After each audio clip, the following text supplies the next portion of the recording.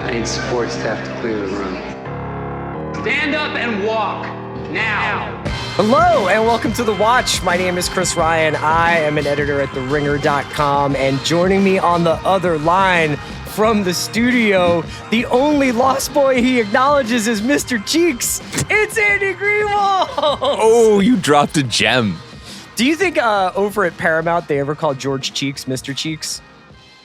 What's beautiful is George Cheeks is one of the 19 people who's in charge of you and I now. talk pretty much uninterrupted throughout the day, and yet that is a thought that I have also had and never expressed. And you, like the boy genius, from the boy Cavalier from Alien Earth, reached into my mind and extracted it. This is a beautiful thing. We are the future. We really are.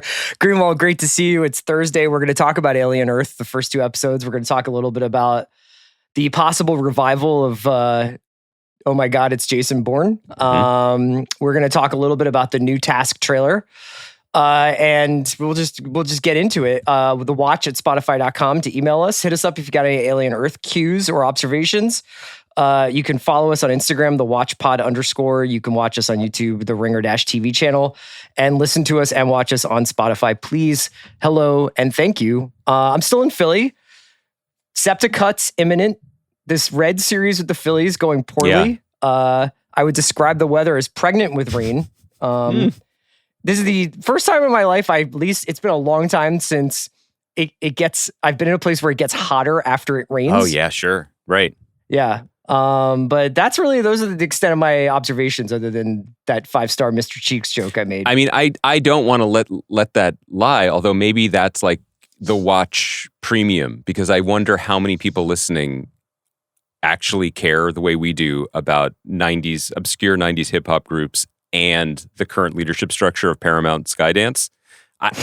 There's got to be five of us somewhere. I don't want to blow this. One day I'm going to get that tap on the shoulder from Bill and be like, "You guys had a good run," but no. I don't want to blow up this guy, but I met a very kind guy who approached me the other day, and he was like very nice about the podcast, and he said he was a huge fan, and he was like, sometimes I can't believe that there are two other guys exactly my age from the East Coast who likes all the same things, and I'm like, brother, I can believe that.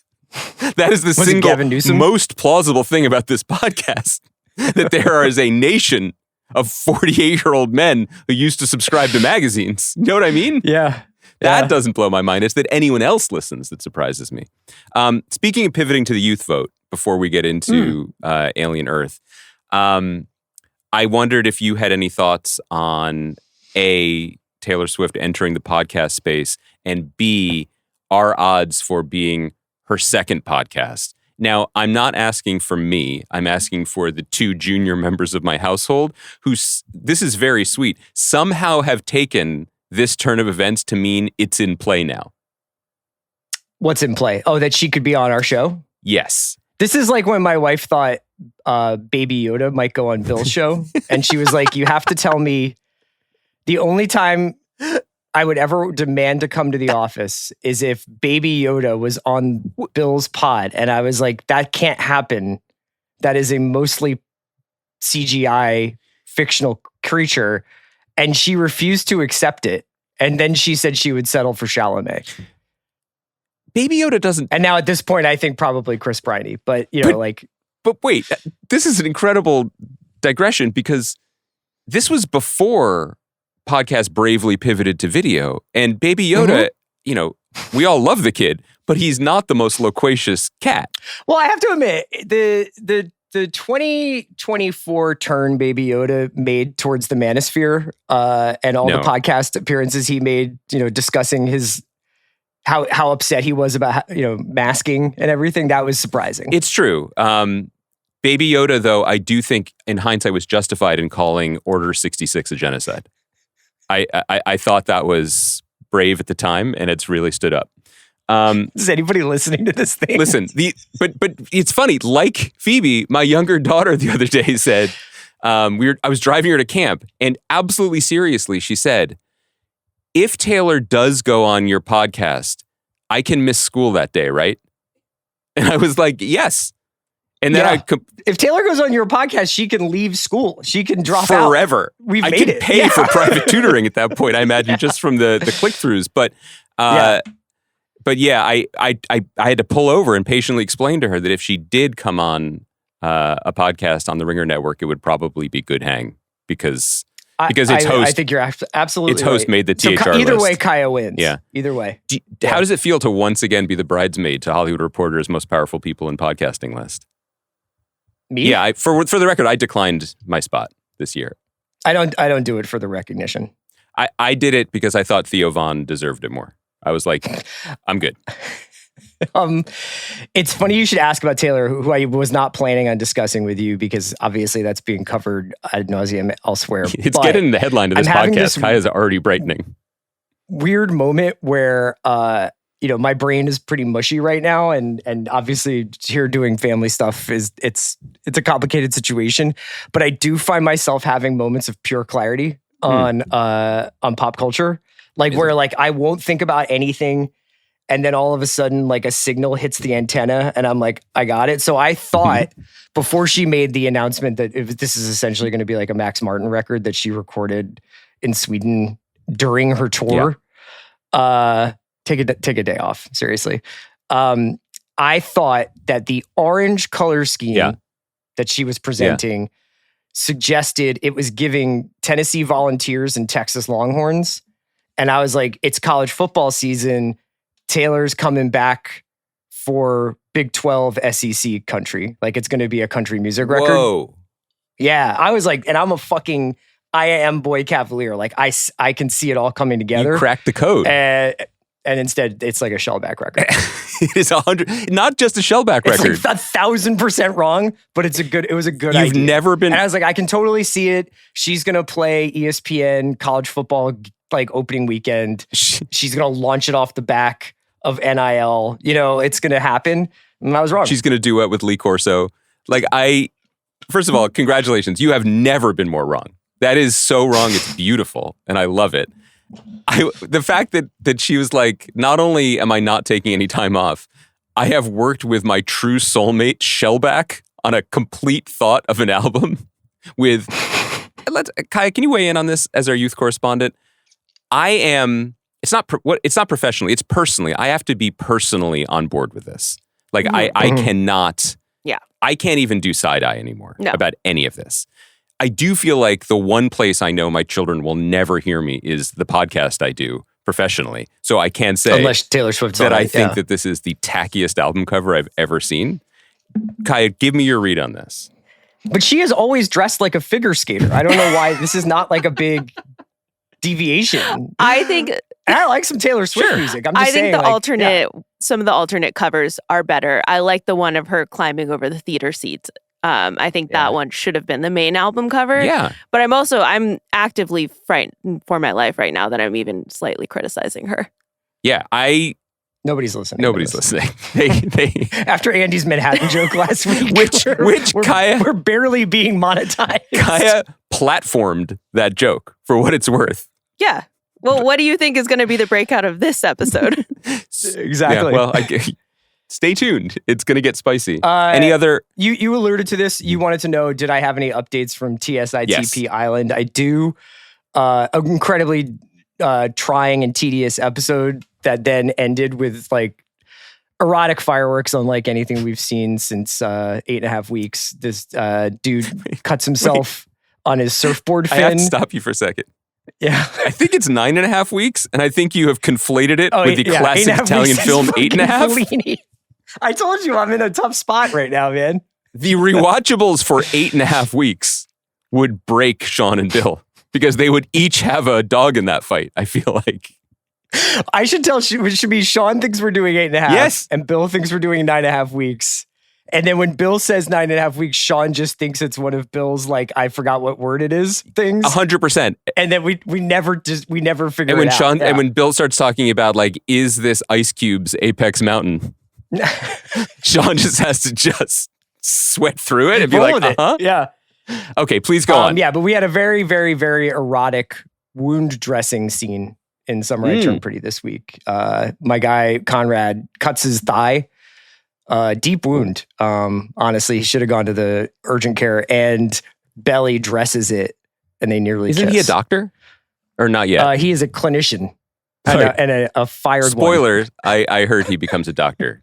one. Yeah, I think so. Probably. My relationship with the show is largely uninteresting to anyone, but it is as much in my life now as TS12 is. I convinced my older daughter to go for a long restorative walk with me the other day, if in exchange for the physical labor of walking with her father, she could just, quote, tell you about the show. So I do feel relatively caught up, but it is interesting. I keep trying to, and I realize that he's kind of a dog or whatever, but like, I kind of want her to zag and be like Team Jerry. No. But when I say that to people. And it's not Jerry, it's Jer. Okay. When everyone. Yeah. All right. Okay. Yeah. I'm okay with that level of ignorance.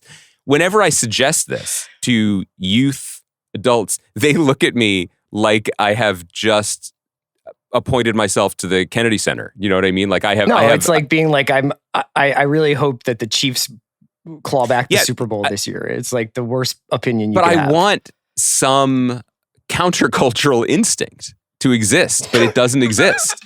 Like, is it punk? The counterculture instinct would be Belly chooses herself. Oh, like Ari and Thank You Next, the song I have to listen to every day. Yeah. Not for my own well-being, but that's a big car song these days. AG, want to go through a couple of headlines? Sure. Yeah. I'd like to get your thoughts on NBC Universal securing, but in a sense, resecuring the rights to the Jason Bourne / Treadstone fictional universe from the Ludlum estate. Obviously, a couple of years ago, we had the show Treadstone. I feel like you weren't, maybe that was during Briar Patch? It was a fellow USA show at the time. So yeah, fellow USA show. So I was muzzled. Or I can't even remember the chronology, but I think prior to that was Paul Greengrass's, at that point, final Jason Bourne film where Matt Damon reprised the Jason Bourne character as like a bare-knuckle boxer in Eastern And for Europe what it's somewhere. worth, I feel about that movie the same way I feel about Paddington 3. It just didn't exist. It just didn't happen. If you listen to this podcast and or know anything about the lore that goes into this podcast, you know that the opening music features Ed Norton's voice from The Bourne Legacy. So that's a film that Andy and I adore, but has been largely like kind of, in terms of the canon of the show or canon of the films, ignored. Basically, like, this is the NBC Universal obviously felt like this was too valuable of a property to let go or to see go into Paramount, Netflix, whoever's hands.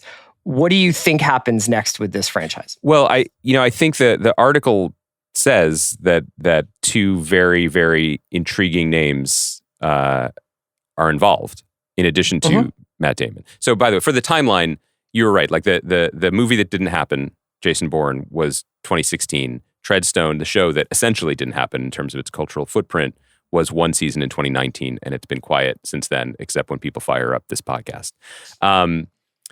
The news in the Deadline story was that Edward Berger, who is an incredibly talented director, who most recently made Conclave and was in the mix for the next Bond film, and he has this Colin Farrell movie coming out in the fall about a gambler who goes to ground in Macau. I'm sorry, I just got like full body shivers. Like, did you just?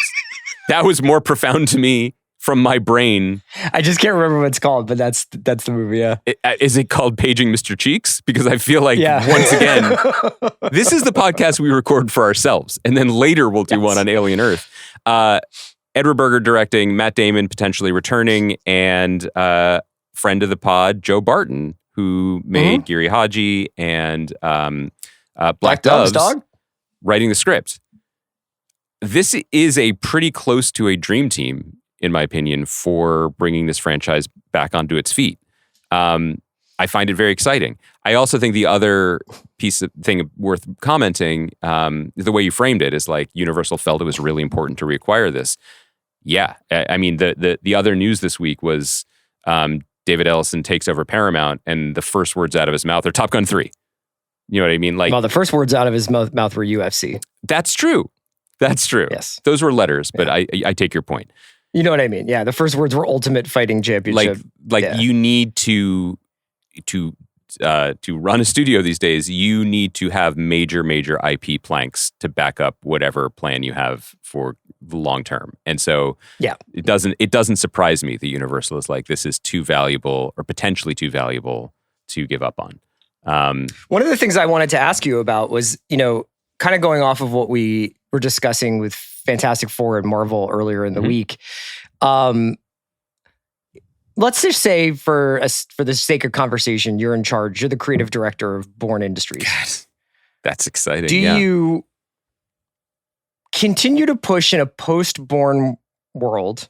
Maybe make one more Bourne film.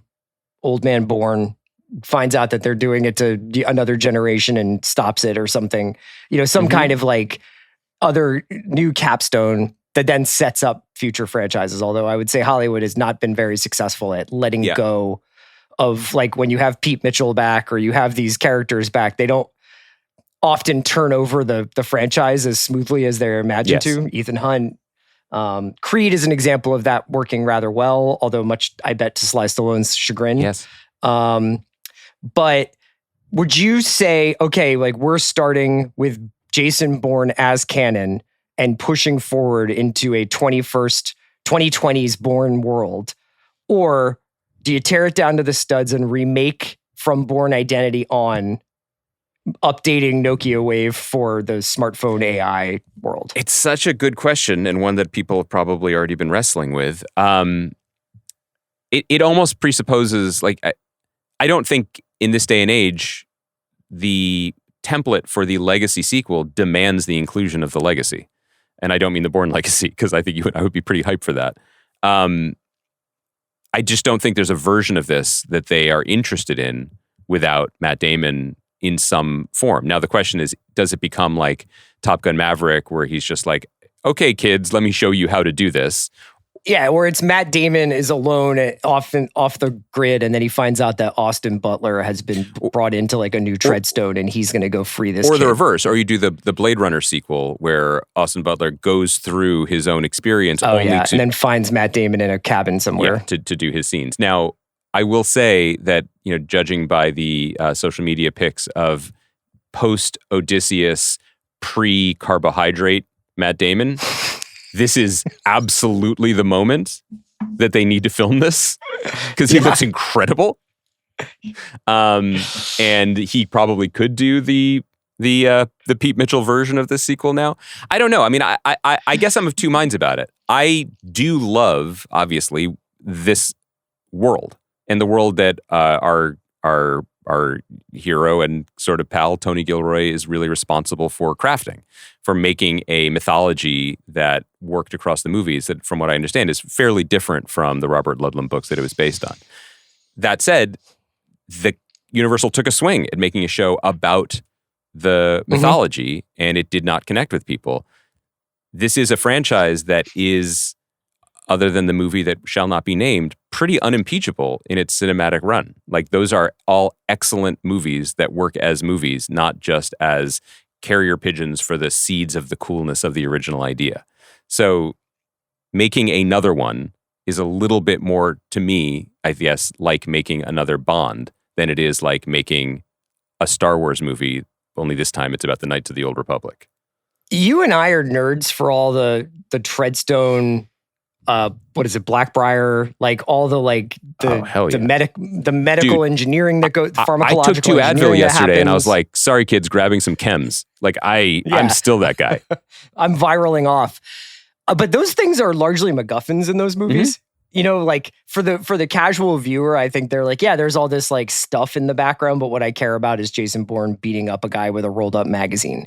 So I wonder whether or not you can really foreground the mythology and the sort of subterranean information about these worlds. Treadstone, I think, was somewhat of an effort to do that, but Bourne Legacy certainly was, where you're finding out there's all these different tiers and levels and subdivisions of government agencies that don't even know about each other, and all this stuff, like the Edward Norton part. I personally think the most likely scenario is Universal following what they did with Jurassic World Rebirth, which is essentially new stars, updated setting and time, but all the narrative bones are the ones that they're the fossils that we've picked over. That's what already. you prefer. So it's like, I just think that's the most likely. I think if I had a preference, Tony Gilroy would do Andor set in this world. You know? Like, yeah, there you go. Yeah, I think that's right. I mean, if I had a preference, it would be a 3-season, like, end of the deep state elegy that Tony Gilroy wrote. I don't know what you're huffing over there, but you actually are touching the third rail right now. All these ideas are bangers. To your point, I agree with you. I think that if and when the movie continues, I mean, it basically says as much in the story that like they want Matt Damon involved. So whatever script Joe Barton is working on, whatever that script eventually ends up being, whether he stays with it or other people end up touching it, the goal is Damon. And I'm okay with that. Only other news I had that I wanted to hit with you is this Task trailer. Now, I had a funny reaction when I saw that this went live because I am so in on Task that I almost feel like a trailer can only take me out. You know? You were like that with 28 Years Later. Yeah, I was just like, this teaser is impeccable. It's perfect. I am seeing this the first night, if not before. Sure. You've got my money. You don't need to show me anything else. I don't need to find out like somebody didn't get the accent right. Like, let's just go. The curiosity that I had that killed the cat here and that made me watch the trailer is I was curious what music they would choose. Because how do you top Patience by Guns N' Roses as a trailer needle drop? And I was like, I don't know. You know, I mean, like times are tight at Warner Brothers. I know the box office has been pretty liquid, but you don't want to, you don't want to blow everybody's 401k matching on some song for the second Task trailer, but I'll give it a shot. And what did Cut the Check Casey Boys do? He paid for Wish You Were Here. Yeah. What are you doing? This is amazing. Look, sometimes old Hollywood rears its head, right? And the Rainmakers can still make it happen. Yeah. You got to buy a horse named Khartoum every once in a while, just be like this beautiful animal. So the show is coming out September 7th. We think all in since Mayor of Easttown was on the air and before this was announced. So this is obviously a safe space. I would say that the thing that I learned between the teaser trailer a couple months ago and this full Pink Floyd-y 2-minute trailer is that I don't think it's going to be a laugh riot. No. A lot of True Detective season 1 vibes. A lot of wounded men wounding others and a lot of pain. When it's done as artfully as Mayor of Easttown was, I'm all in with these actors. I mean, every time we talk about it, we are... I don't remember Mayor of Easttown being advertised as a laugh riot. This is what I was going to say. And it had exactly humor. What elevated that show for me. Well, there are many reasons why we thought it was so excellent, but I think one of them was for all of this city is a doomed sinkhole of fentanyl and familial trauma. There were also all those scenes of Kate Winslet and Jean Smart like tossing frozen peas to each other and rocking Rollin' Rocks, Yeah. So that's I would very much imagine this is on track. First scene, just Tom Pelphrey calling into IP to talk about Tanner McKee. Okay.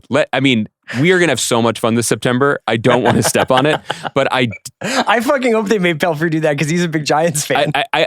Is he really? Yeah. Oh, good. We can talk about Saquon then. Yeah. His sports profile is fascinating to me. He is definitely pro Tanner McKee, if you know what I mean. He has some real concerns about the outside cornerback position this year, but feels not Cooper. No, feels pretty solid about the exciting mics in the middle of the field. That's the vibe I get. I just want to this will come up a lot this fall when we talk about the show, but for people who are like at least deep Delco aware the way we are, it does seem that Mark Ruffalo, the star of the show, the heroic figure in the two-hander that is Task, seems to have, and I respect this, chosen a path of I'm just a working guy voice, which, for the record, in my opinion, is much, much better than being like, I'm a working guy from a city. And then you kind of sound like you're from Boston or New Jersey because you're not doing the specificities of this accent. It does seem like Tom Pelphrey is ready to do this voice from Monday to Sunday, if you know what I mean. From the roof to the water. From the rooter to the tutor, as our Southern friends, not Southern Philly friends, would say. How do you feel about the accent disparity? Because look, we're from there and we don't eat water ice. I honestly didn't even notice. I was just like sitting with how good of a song Wish You Were Here is. Did you even have your eyes open? Did you do Luke with the blast shield down for this trailer because you just want to trust your feelings about it? I closed my eyes and all I saw was Taylor Swift making a college football album. I closed my eyes. We're psyched. I'm psyched for that. That looks fantastic. Speaking, I mentioned True Detective. I do want to mention to you that my current True Detective season 5 is trying to figure out what's going on between Lana Del Rey and Ethel Cain. Yeah, I didn't know you had what's up with dogs that? In this fight, but you do. I got a couple of Ethel Cain stocks in my portfolio, and I've been known to enjoy the tunnel under Ocean Boulevard. That's the longest one, right? That's a banger. Did you? Because when, like I said at the beginning, we are fairly open books with each other. I did not know the Shaq meme. I did not know this was part of your game. Ethel Cain.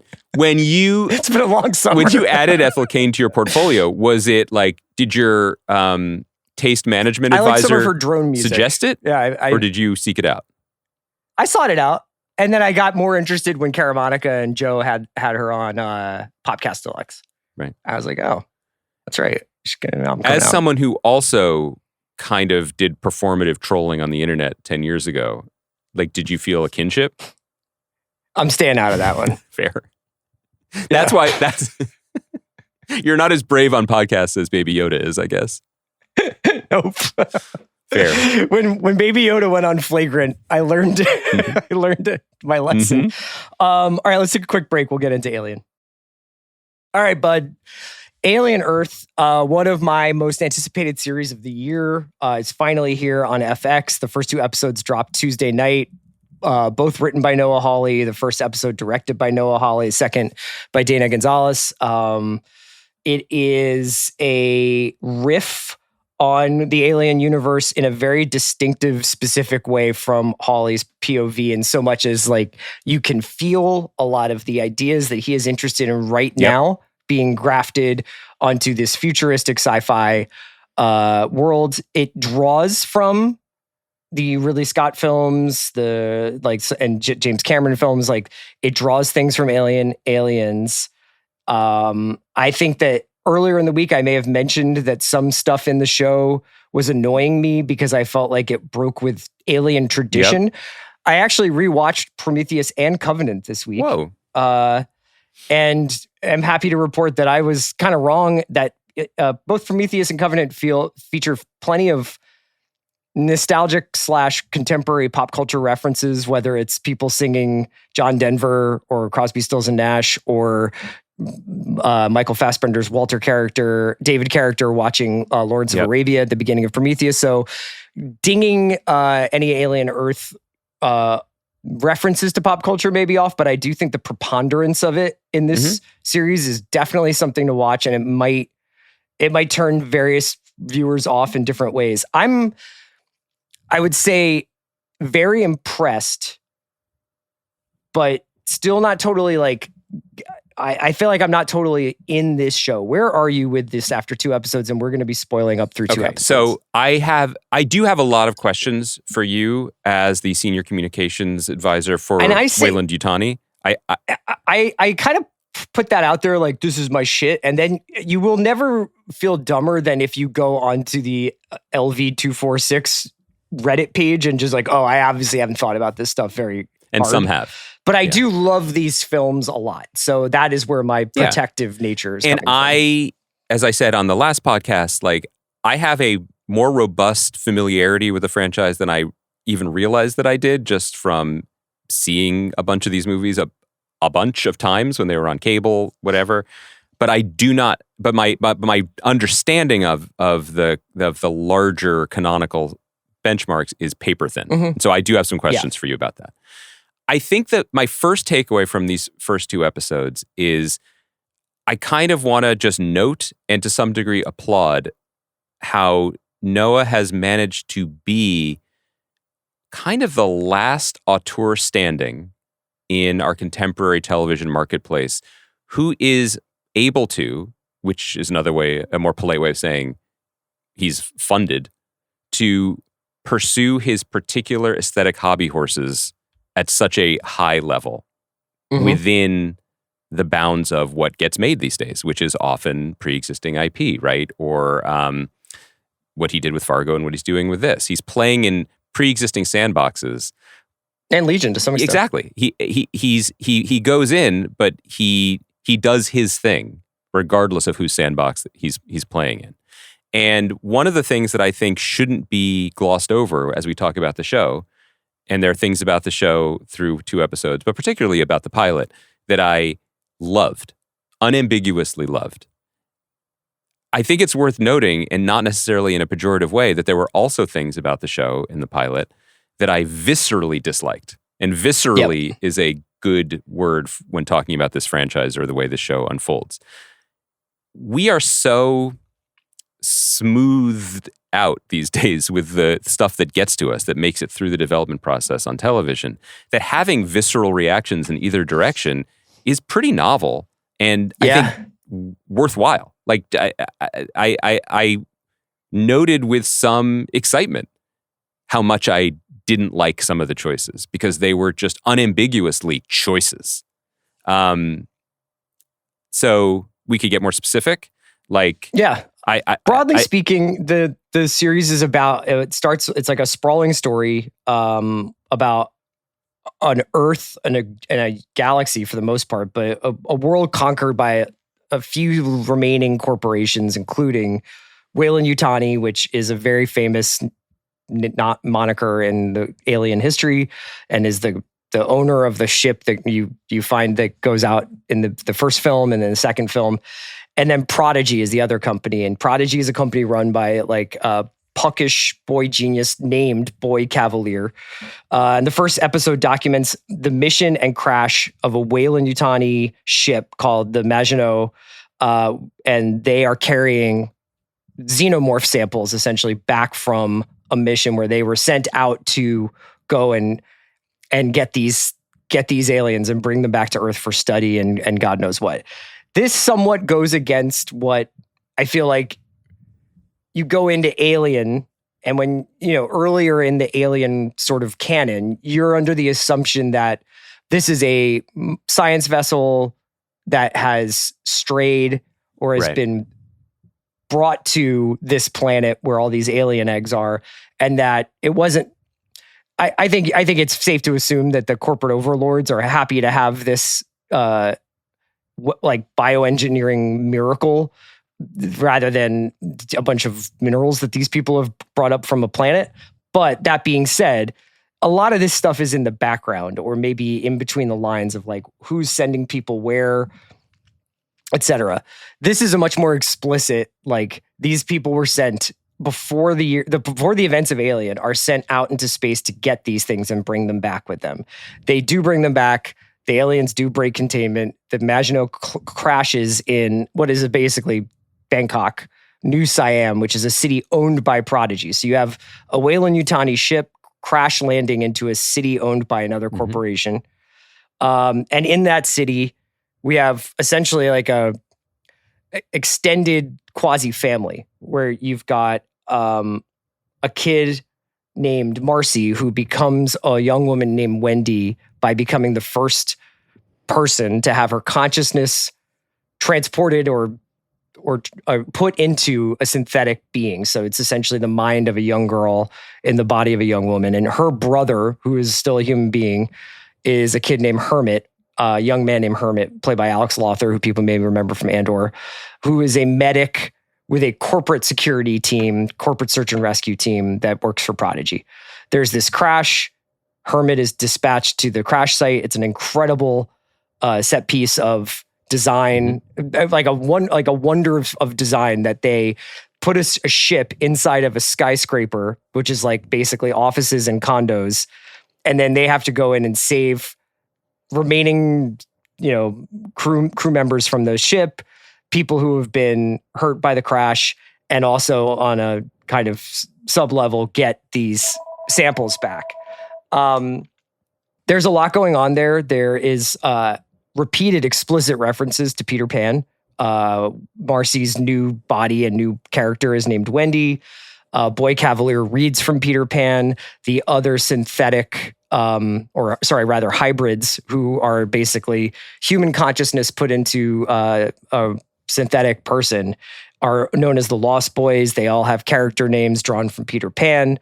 And there's also lots of repeated references to Pinocchio, to the animated film Ice Age, which I did not know I was going to need to know about going into Alien Earth. So you've got a lot of like pop culture references. The character Hermit is obsessed with baseball and is named after Joe DiMaggio.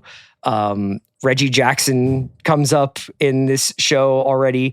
And that's kind of what I meant about Noah Hawley's obsessions coming in through the back door and animating the characters in an alien story. Yeah, and I think that, there's something kind of commendable. We talk often about how it feels almost necessary these days to Trojan horse bigger ideas, personal interests into the types of stuff that's just going to get through, basically. And he's certainly done that here.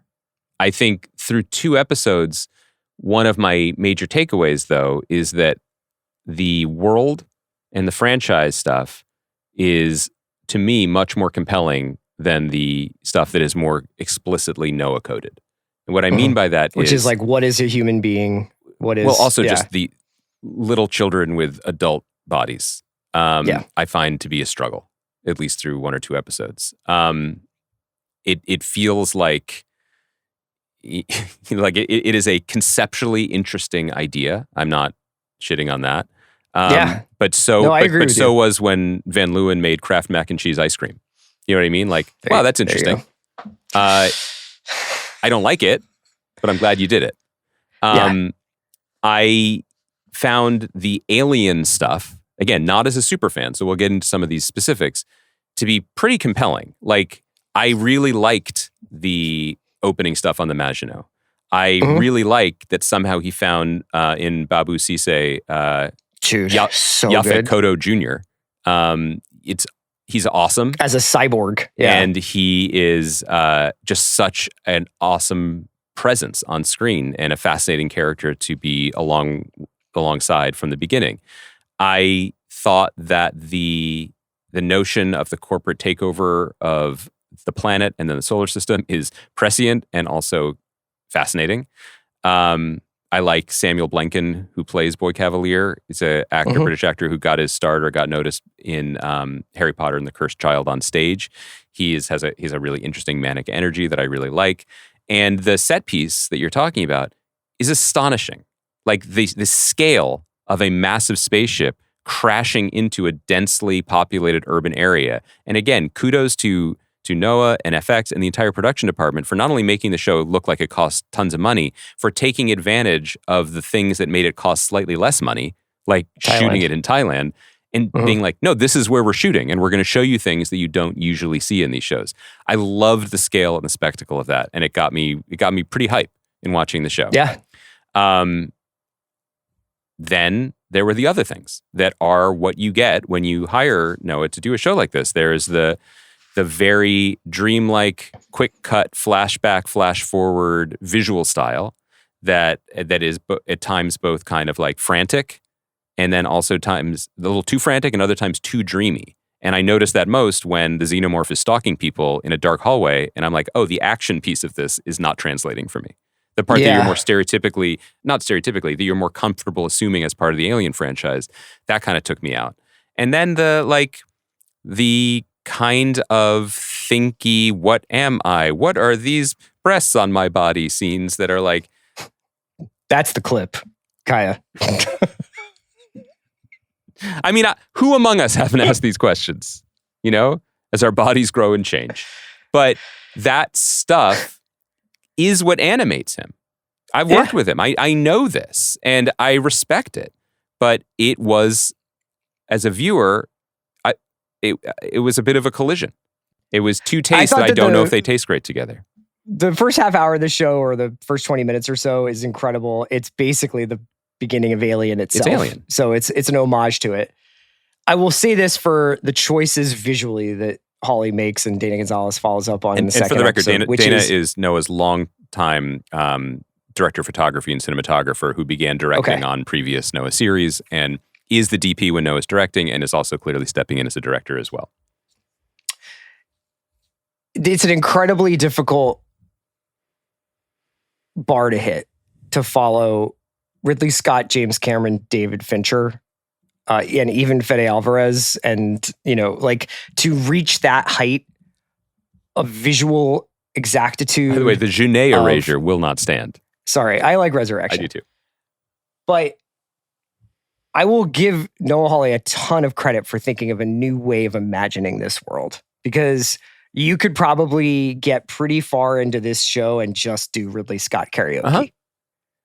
And the fact that I've seen people compare it to sort of like these sort of Lynchian kind of like dreamlike shots with dissolves and superimposing images. And there is like an idea being worked on here. And I think he is looking for a different way to visually express himself in a cinematic world that has been trod by some of the greatest people, the greatest artisans to ever get behind a camera and call action. Right. So I think it's really cool.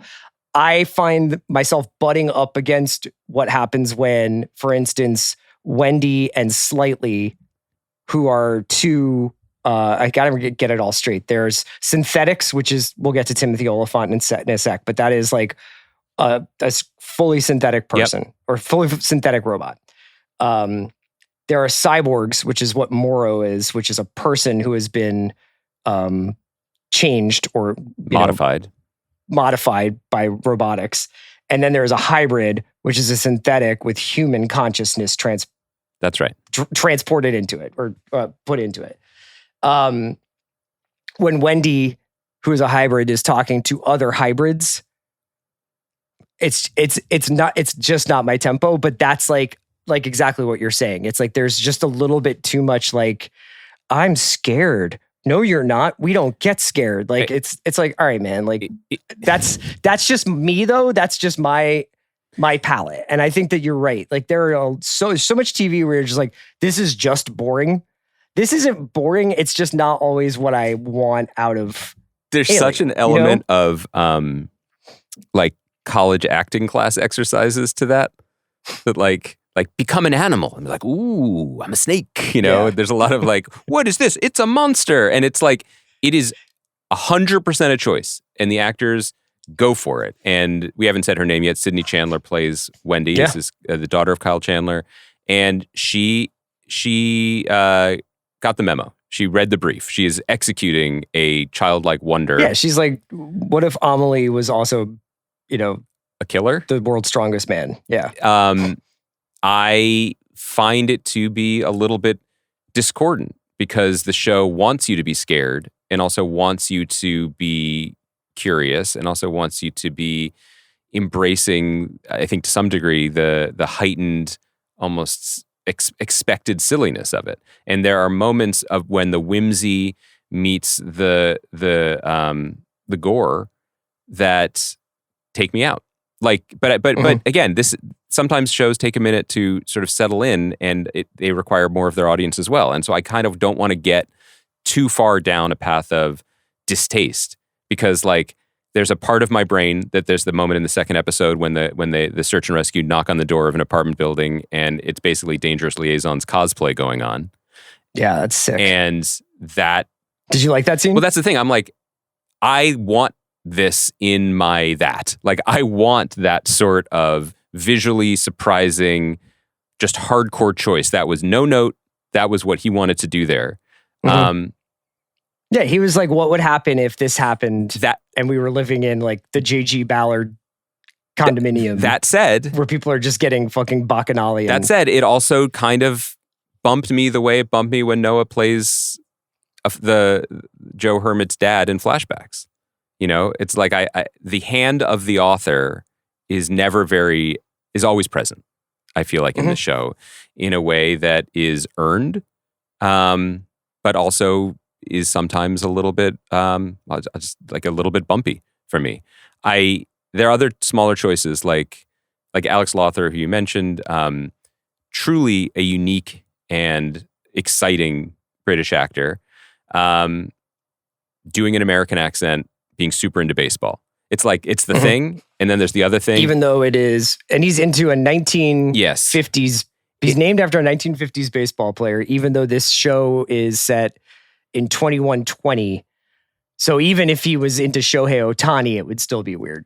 You know, like much less Joe DiMaggio. Yes, but maybe there will be some explanation of like how pop cultural artifacts are disseminated. Sure. And I think there's also an argument to be made that this whole project may have needed a Coco Chanel pass of like, let's take off one thing before we go out into the world, you know? But I also wonder, and then I do want to steer into some of the alien specific questions that I have for you. But like, I do wonder to what degree this project is, like all projects really, a result of compromise and where the compromise is and how the compromise will play out over time.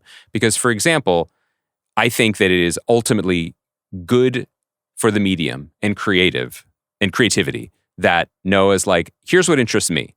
And I will put on the xenomorph suit in order to explore what interests me, or otherwise I'm not interested. I think that is that's just top to bottom good. Good job, John Landgraf and FX, for empowering him. Fantastic. There's also the feeling, at least in the opening of the pilot, that the trade-off for Wendy's, body dysmorphia wonderland was, you better fucking show me a xenomorph in the first 4 minutes. There's a lot of xenomorphs. You know, there's way more I was like, I wonder if we'll get an alien in the first season of this show. And I feel like the trade-off was, you have to do that, you know? Or maybe it's like a chess move by him where he's like, actually, I'm going to take the tension out of this. And do a lot of... More like a chest move. You get it? Because that's what you get it. What alien questions do you have? So the big thing that I wanted to just mention is the relationship between this show and Prometheus and Covenant. Okay. Because Prometheus and Covenant were part of a planned, at least trilogy that Ridley Scott wanted to do that led up to Alien. So it would have covered this territory and has a lot of very religious coded stuff in it about Peter Weyland, played by Guy Pearce in Prometheus, and then in a long title sequence in Covenant, and his quest for eternal life, immortality. And that's what drives him and animates him and sends him across the galaxy looking for basically like the engineers, the signal from the heavens or from the stars about how to live forever. Mm-hmm. And I'm curious to see whether or not he winds up reckoning with that at all. I think he has said that he is not acknowledging Prometheus, and that obviously comes to some extent with Ridley Scott's blessing because he's an executive producer on the show. Right. But to the extent that I follow along and look at alien canon stuff, this is a pretty rebellious piece of work, I think. Okay, well, I want to talk to you about the canon. So, as you said, the franchise cornerstones, at least, or not cornerstones, Alien, right? That there is we're in the future, which takes place 2 years after this show. And in that, in the pre-existing canon established by that movie, there is a crew. They discover something previously, at least as far as the universe of the movie is concerned, unknown, and certainly unknown to them, and it wrecks shit. Yeah. This show suggests that Weyland Yutani and other people on Earth knew about the xenomorph aliens, and that in fact they had been on Earth. And I think the solve for the canon stuff is that this ship crash lands in a controlled city that is for a company that will never be mentioned that is again cut in off. Future so basically, installations. This city is what is it, Nostromo? in the first movie, in the sense that it is Yes. a closed circuit that is now, that then you can explain why no one else has ever heard of this or expected this or seen this. But potentially, right? Like that is the framing of it. I think there is a throwaway line from Boy Cavalier where he's like, make sure none of this gets out for now. Okay. Like, obviously, we'll probably grapple with that more as it goes on. But yes, in this show, the thing that will not be discovered by humans until 2 years Right. later, but was discovered by humans, I don't know, like 40, 50 years prior in the canon, in Prometheus and Covenant, right. is now in Bangkok. Right. And then the idea, so the basic idea of this century's alien content is that it's a big universe out there and humans and xenomorphs have been dancing for a long time. And it makes sense that some people on a ship, not only makes sense that they might not know about it, maybe they were expressly not told about it or else they wouldn't have signed Or just up. they didn't get to that episode of Ken Burns' Aliens, you know? The letters home. Can you imagine? A Shokin farewell. Um, Is that what it's called? A Shokin? Yeah. do you think Shelby Foote would be like romantic about the early days of the xenomorphs? You know what I mean? Like there was a way of xenomorph society before the great conflict between the companies. Yeah. And now today they would be like, we got to put those xenomorph statues back up. This is exactly what see, I put it down and you pick it up, even from across the country. That's real history, man. This is what I'm saying. Like what? Yeah, like the Deacon alien belongs outside of this military academy. Yeah. we can't erase our history, our proud history. Okay, so I'm on board with that. I get that. I do have some questions about the Prodigy City search and rescue team's mandate, because in my experience, limited, I've lived a very fortunate life, but I understand, like, usually search and rescue, they kind of privilege the rescue, not the let's walk in to the massive spaceship crawling with hideous aliens and just kind of like poke around in there for a while. They seemed very committed to doing that, but then again, maybe that is less an error on the part of their mandate and more that they work for a trillionaire who is more interested in the contents of the ship. Yeah, and in than the he second is- episode, there's a scene where Hermit tries to get out of his contract with the Prodigy Corporation, which echoes a scene that's in Romulus, where there's a lot of like going up to a faceless kind of I like bureaucrat that. and trying to like get out of this indentured servitude to a corporation. It happens on a planet called Jackson Star in Romulus, but it's like a good idea to be like, you basically can never get out from under this corporation, and you have to sort of do what I you're like told. that a lot. I also like the kind of I forget, there is actually a term for this that I don't have, but it's a similar aesthetic to Star Wars, where it's the future but it's old at the same time. Yeah. The retrofuturism or whatever it is. I like that. I also feel like Joe's contract gets that he's forced to keep his contract. His request to retire or go to medical school is denied because Wendy can touch screens and change code, which was a little bit hard to track, but I'm on board now. Okay, another question is, how many of the aliens, shout out Big Jim Cameron, in these two episodes are canonically accurate or familiar? Because I know that there are face huggers, and then there's the xenomorphs. And there's like the trilobite. There's some new ones here. The eyeball is new. Okay. There's some really like phantasmagoric stuff in this show. And then I have to admit, I'm pretty impressed with the gallery of nightmares that they've cooked up for this.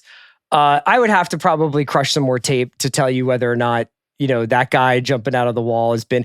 I find that they are doing all sorts of different stuff in this series. Like they're grabbing, they're pushing, they're doing different things, and you know. But as far as like flora and fauna, to borrow a phrase used by Kirsch, who's the synthetic play by Oliphant, who I want to talk about last.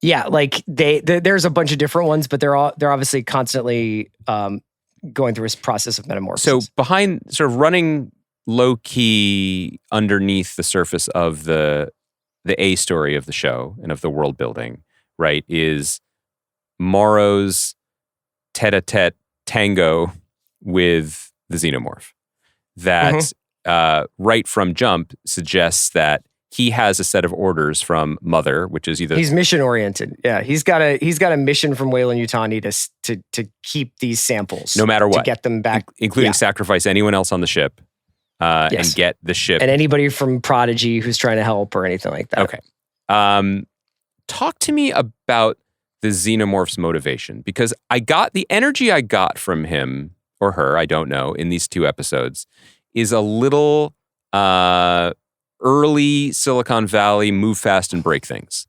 Do you know what I mean? No, see, I think that it's just easy to think about them as pure predator. Now, there's a lot of debate in the community online about whether or not the engineers from Prometheus created the xenomorphs. And I think that for the most part, people have landed at the xenomorphs are even pre-engineered, that they're like natural life from deep in space that have been basically like planet hopping through the centuries and eons, and that the engineers messed with their DNA a bit. But there is some debate about what Prometheus suggests versus what then interviews after Prometheus and Covenant suggest. But for the most part, like, I was always a big engineer guy. I always thought that whole thing was super fascinating in Prometheus. And for people who don't remember, the engineers are like the race of Jokic-looking dudes who stand over water. And they are it was initially in Alien, they come across this basically sarcophagus of an engineer. And for decades that had gone basically unexplained. And then Ridley Scott essentially made 2/3 of a trilogy based on that stuff, which is fucking sick that he did that. And Lindelof did write on Prometheus. Right. So what do you think as a xenomorph scholar, even? I think I'm a xenomorph. I'm a fan. You're a fan first. But I can't say that I have a degree in advanced xenomorph You like what studies. you've seen from them. You'd like to see more. What do they want? What do we all want, man? We want affordable housing. We want to feel like our kids are going to grow up in a better world than we do. And because we're not going to get any of that, we're mad, and we're going to eat soldiers' faces. Is that where you're going with this? Yes. Do you xenomorph? Welcome to the resistance. That's right. I love it. But like, is the implication at the end of the second episode that this might be a mama bear and that these are the eggs? And that's maybe why Possibly. It's so mad and ripping people's faces off? No, it's always mad. The xenomorphs are never like in a state of repose. Like, the egg is just to get you to look over into them and jump into your xenomorph your would do numbers as a system. podcaster, is what you're saying. I know. Like, you were telling me the rundown of Michael Rappaport's podcast today. Like, do you think the xenomorph would have a similar, like? Yeah, his rundown was prepping for a colonoscopy, weapons, my fantasy football draft strategy, and why Zoran is a Moran. I feel like the xenomorph could literally Zoran. I feel like the xenomorph would be a guest for any and all of those segments. I love it.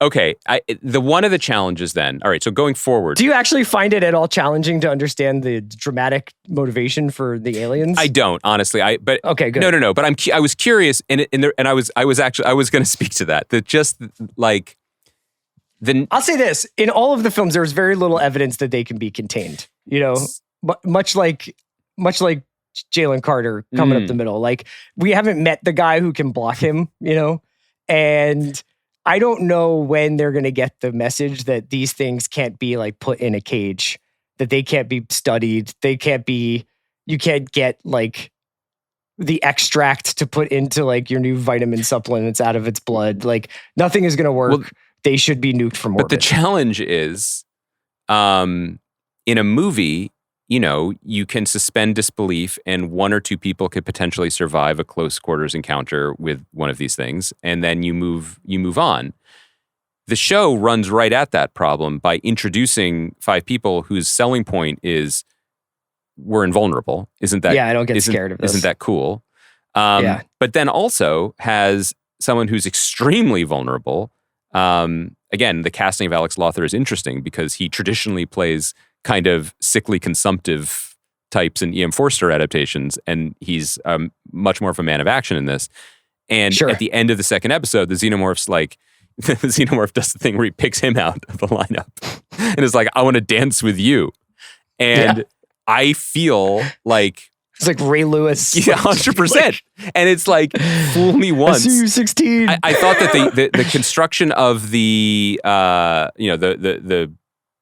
fall of the French monarchy party was really well done, because in the moment Morrow comes in, gets the jump on the Xenomorph, stuns it, bags it, and then also stuns Joe. And I'm like, okay, well, Joe's now avoided the instantaneous death that every other human has come up against twice. And then at the end of the second episode, presumably he's done it a third time.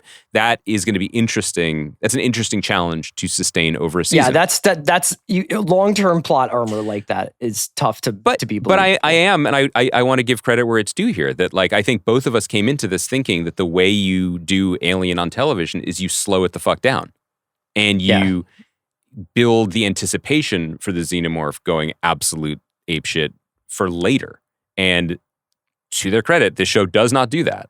And there's a version of this show that's like Margin Call, but for Weyland-Yutani. And it's all about like these guys in the conference room. Don't tempt me with a good time. I know, but it's all these people in conference rooms and in meetings being like, is it moral for us to go follow this beacon in outer space, et cetera. And instead, he's come up with a very visceral, very action-heavy world for it to take place in. Before we go, I think we should mention... Yeah, I wanted to ask you your thoughts. Just, he's crushing it in this. It's been a minute. I love him, but I felt like he, in City Primeval and to some extent in Stick, he was doing Oliphant. You know what I mean? He was basically doing either like a variation on his persona from late night shows or from Justified. And, I enjoyed him very much in Havoc, the Tom Hardy movie from earlier this year.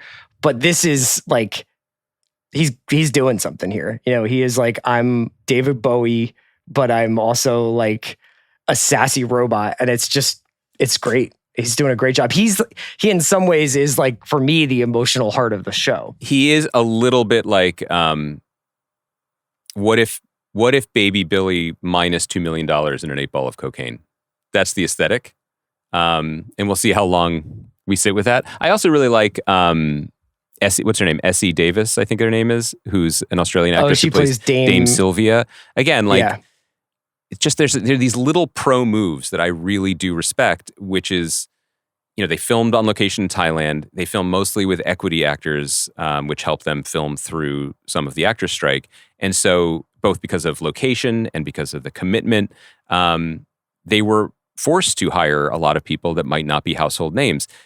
Like with Tony and Andor, like that's actually a huge strength.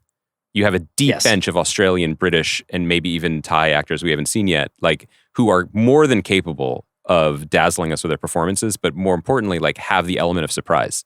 People we maybe have seen fleetingly or haven't really focused on, and they have great faces. Samuel Blanken, Essie Davis, but also like Jonathan Ajayi, like people who I'm checking for now, who I wasn't. That is something that is essentially TV in a way that we've kind of gotten away from. And your boy, your guy David Risdall from the last season of Fargo, tapping them keys, the keyboard keys. All right, so where are you? As I anxiously await episode 3, 8-episode run, so it's not going to feel too fatty. And I think the first episode I preferred it to the second episode, but the second episode had some cool stuff in it. And I think in 3, maybe we get to see a little bit more about, okay, what's this really about? And if we're still doing slow dissolves to sometimes I cut my own hair, then maybe I'll be bored. But I think right now I think it's good to talk out some of our issues with it, and it's interesting as like franchise storytelling. But I still am broadly pro. I think it is worth noting and considering as we watch going forward that, when we did a podcast a few weeks or months ago, Time is a False Construct, about the second acts of prominent showrunners from this era of television. We framed it around Jesse Armstrong from Succession into Mountainhead. And I think we touched on Noah, but I do think it's worth noting that a lot of the people that we talked about, or ones we didn't talk about because they haven't made something in a while, have kind of left the stage. And whether that's because this type of stuff they do doesn't get greenlit as easily anymore, and thus they've just aged out. Yeah, but that's also why maybe Matthew Weiner doesn't have a new show, or David Simon doesn't have a new show. I mean, they're always working, but what are they bringing to market, so to speak? Or people like our old friend Sam Esmail, who kind of has bailed on TV. He's a director now. Noah's still working within these frameworks, and I think it's going to be very interesting to see how the show is received. And it's being received generally quite well. It's past the first hurdle, right? But I'd be very curious because it is a huge investment financially and a huge investment in terms of IP capital. Just bringing the conversation full circle, Universal is very excited to have Bourne back, but they have to spend it wisely. Fox Disney is excited that Romulus did really well. I mean, they're going to make another movie like that. So can they pursue the 2-track strategy, Chris? The only way to know the bridge to the future, light years. Greenwald, great to see you today. Thank you to Kaya. Thank you to John. We'll be back next Tuesday. Yes, no show Monday. Maybe we will release after Alien Earth episode 3 comes out. Oh. Because we're not going to be here on Monday, but... One fun thing about that is watching us make schedule decisions in real time and seeing Kaya react to it. I don't think she was against it, but it was news to her. That actually works better for my schedule next week, so thank you both. That's because Taylor's coming on Good Hang, right? That's right. Let's put it out there. You never know. Let's just speak it into existence. Maybe she has Alien Earth thoughts, though, that she needs to get off her chest. Low key, I think Taylor would be more likely to go on a podcast to express her strong opinions about something unrelated to her career or her knowledge of the intricacies of the cover zero defense. I do think she would do that. With us, absolutely not. But generally, yes. On that note, Godspeed. It's tough out there in space.